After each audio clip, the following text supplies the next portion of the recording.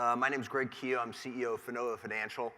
And today I'd like to talk to you about a multi-trillion-dollar change that is taking place that's based entirely on the blockchain and crypto. I'm talking about digital equity securities, or like equity tokens as they're being called. This is going to represent a fundamental change in the way money is raised and traded, and we're at the very beginnings of it. And so today I want to take a look at that, and I want to first start just looking how the system currently works. So if you look at like the traditional VC model, it is actually the unblockchain model. So if you look at it, it's totally centralized, right? Both in geography and number of firms. It's not particularly inclusive in that not all good ideas actually get VC funding, even though many should. And then lastly, it's not ideal because it's not a full, really not all the great ideas are being looked at. But if you look at it, it's been the go-to model to raising capital for high growth companies for pretty much decades. And so when you kind of think about it, you say, well, why is that the case? I mean, why is it work that way? But if you look at the statistics, actually, 95% of all VC funds either lose money or break even. And the 5% that actually work have two things in common. One, they tend to identify companies very early on and bring them the whole roadway through to IPO. And then secondly, the VCs that seem to do best, and this is not coming from me, it's coming from an industry expert, tend to be former entrepreneurs as well. But with that being the case, there's been little to no innovation in this area. Next came a new innovation, which was Slava and a bunch of the guys there, Jason, I don't know if he's here, but did new stuff with Indiegogo is a good example. So the idea was pretty simple. Let's have good ideas all over the world. Let's put them on a platform. Folks who are interested can invest. And we're kind of putting ideas and capital directly together. A great idea, but the one fundamental thing I think it was missing was how do you actually get liquidity off these investments afterwards? And then enter the ICO. This was totally different. Nothing anybody's ever seen before. And I think the real reason is for the first time you had a brand new technology that was totally decentralized. Any idea, didn't matter good or bad, could be presented. You had the instant ability to fund through crypto. And lastly, and perhaps most importantly, you had the ability to have liquidity. It could be listed on an exchange. So this idea was very revolutionary, and many VCs, and I've been doing this for a while, really weren't too keen on the whole ICO or crypto, and many still aren't, or this space. But it's a fundamental difference in the way things work. And so like this was really, really good until it got bad, and now we're kind of entering the stage where it's a little bit ugly, really. Because people were doing things, raising money and capital in new and innovative ways, in kind of raw capitalism. But a lot of folks were actually selling securities, and either they didn't know it or didn't want to know it. But now if you look at the SEC in their most recent statements in front of Congress, they said they've yet to see any ICO that isn't a security. So we had a fundamentally really, really good idea, but regulation is something that's important.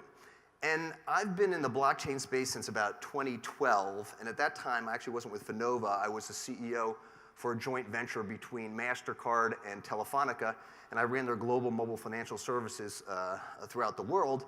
And I'll never forget, my first experience was with my actually son. He was a big gamer. This was back in 2012. And gamers have really good platforms. So we set it up. He wanted to mine Bitcoin. We set up to mine Bitcoin. And he did very, very well in that he paid for his own college. But he would always ask me the same question is like, this is awesome. It's like not regulated. It's free, kind of total capitalism. Will it always be this way? And at that point, running a company for two of the largest publicly traded companies in the world, I said, it'll be that way until it gets big. And that's kind of where we are today. We see now that it's gotten enough scale, this market, the SEC and other regulatory authorities worldwide are looking into it. And I see this as a good thing because all investors want guardrails, right?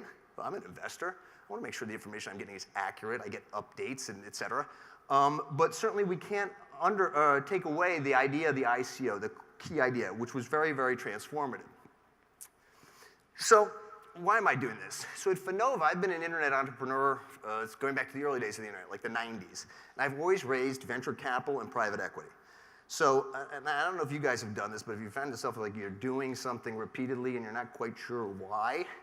And so we've raised over $100 million. We're a company that has millions of dollars in revenue. We're EBITDA profitable, et cetera. So we're a little different profile company. And we were going down the path, like we always did, of raising VC, et cetera. And so I actually was having a lunch with a well-known VC who's in the top 5% of VCs. And he's backed by a lot of other well-known billionaire tech guys. And I found myself saying, like, why am I actually raising the money this way? Is this really the best way? If I was to start over, would I do it this way? And the answer that came back to me was no, I wouldn't. And the main reason is the Delaware Blockchain Initiative. So Delaware is, as you well know, the center for most corporate governments and company formation of growth companies and technology companies. You need to be a Delaware C Corp basically to raise money. And 83% of all IPOs come from Delaware. 65% of publicly traded companies are based there. Has a very, very deep domain in courts and governance and regulation, et cetera. And they did see that the blockchain was something interesting. And so last year, they actually said, based on the Delaware Blockchain Initiative, it was okay to move your equity stack onto the blockchain. And I thought, while it was kind of a minor item at the time, I really thought it was something that was fundamentally different that would change things.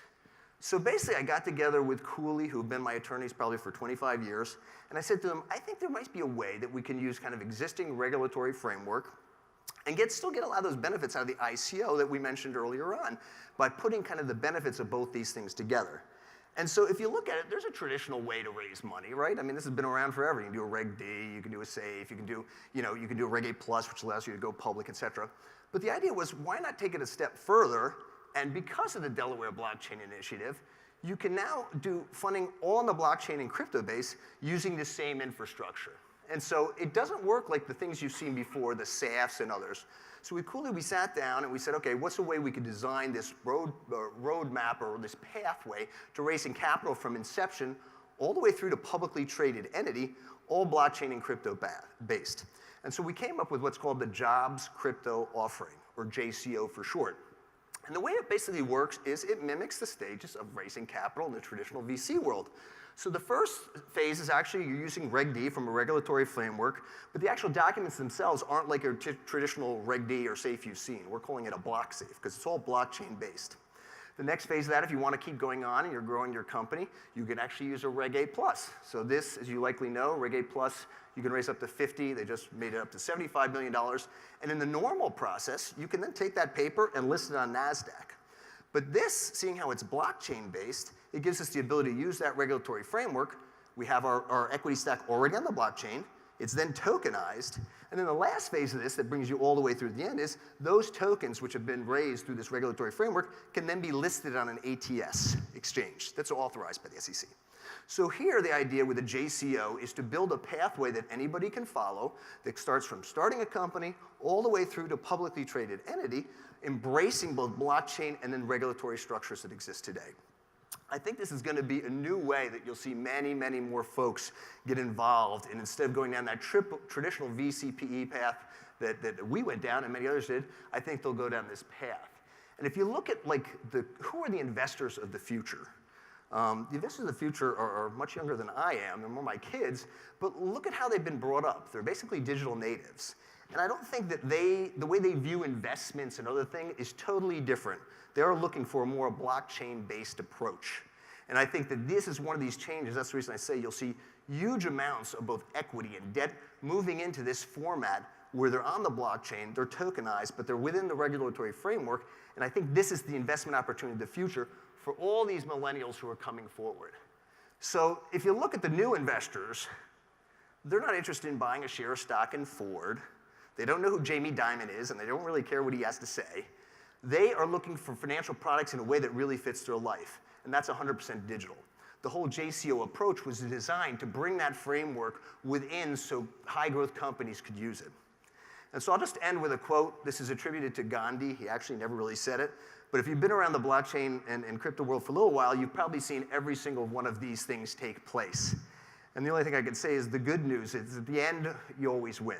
So big innovations like this, and having been an entrepreneur from the internet days, people dramatically overestimate the impact in the short term.